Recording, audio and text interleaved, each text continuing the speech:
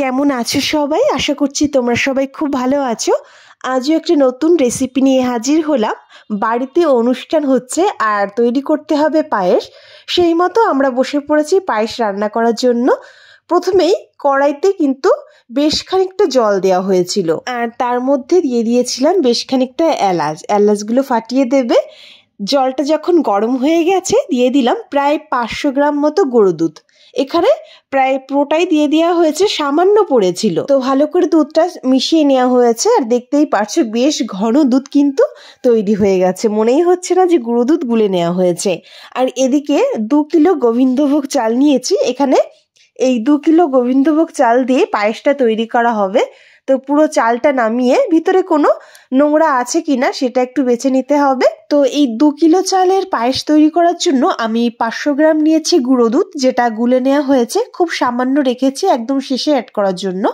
তো এখানে ভালো করে গুলে নেওয়ার পর আর অন্যদিকে 4 কিলো লিকুইড দুধ জাল করে ঘন করে রাখা হয়েছে, সেটা পরে অ্যাড করব। তো এদিকে দুধটা যখন ভালো করে মিশে গেছে আর জাল উঠতে শুরু করেছে দিয়ে দিলাম কয়েকটা তেজপাতা। ভালো করে মিশিয়ে নিয়ে এবার বেছে নেওয়া চালটা অ্যাড করে দিচ্ছি। চালটা এইভাবে আস্তে আস্তে দিতে হবে আর খুন্তি দিয়ে মিশিয়ে নিতে হবে, তা না হলে নিচে দলা পেকে যেতে পারে। ভালো করে মিশিয়ে নেওয়ার পর এবার চালটাকে ফুটিয়ে নেব। প্রথমে এই চালটাকে একটু টাইম ধরে ফুটিয়ে নেব। আঁচটাকে কিন্তু লো আঁচেই রাখতে হবে, লো টু মিডিয়ামে জাল করে নিচ্ছি। মাঝে মধ্যে এভাবে নেড়ে চেড়ে মিশিয়ে নিতে হবে, নিচে যাতে লেগে না যায়। এইভাবে মাঝে মধ্যে নেড়ে চেড়ে কিছু সময় লো টু মিডিয়াম আঁচে জাল করে নেব। তো ফিরে আসছি 5 থেকে 7 মিনিট পর। আর এই অবস্থায় কিন্তু চালটা জাল হওয়ার পরে বেশ ঘন হয়ে আসছে। তো এইভাবে লো আঁচেই কিছু সময় জাল করে নিচ্ছি।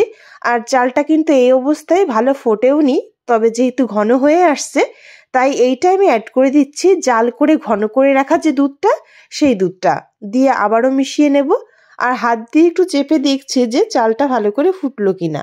তো চালটা কিন্তু ফুটেই আসছে। যখন দেখবে আঙুল দিয়ে চাপ দিলে চালটা গলে যাচ্ছে, বুঝতে হবে চালটা ভালো ফুটে গেছে। তখন দিয়ে দিলাম চিনি। এখানে যে যার স্বাদ অনুযায়ী চিনিটা অ্যাড করবে।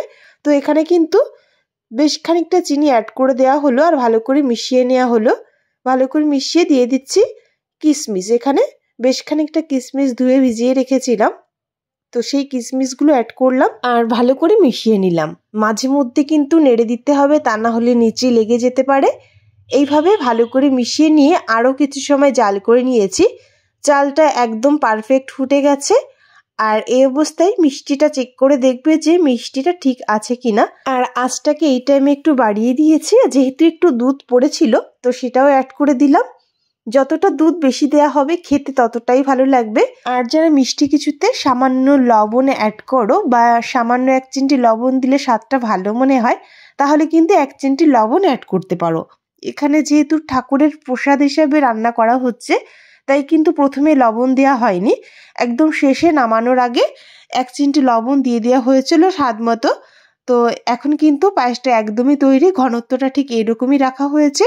এর থেকে আর ঘন করলে কিন্তু পায়েসটা একদম ঘন হয়ে যাবে। তো একদমই তৈরি হয়ে গেছে। আর কতটা লোভনীয় হয়েছে তোমরা দেখতেই পারছো। দুধের পরিমাণ কিন্তু খুব বেশিও দেওয়া হয়নি আর একদম কমও না, একদম পারফেক্টই হয়েছিল। অনুষ্ঠানে রান্না করার জন্য একদমই পারফেক্ট এবং খেতেও সুস্বাদু। কেমন লাগলো তোমাদের অবশ্যই জানিও বন্ধুরা।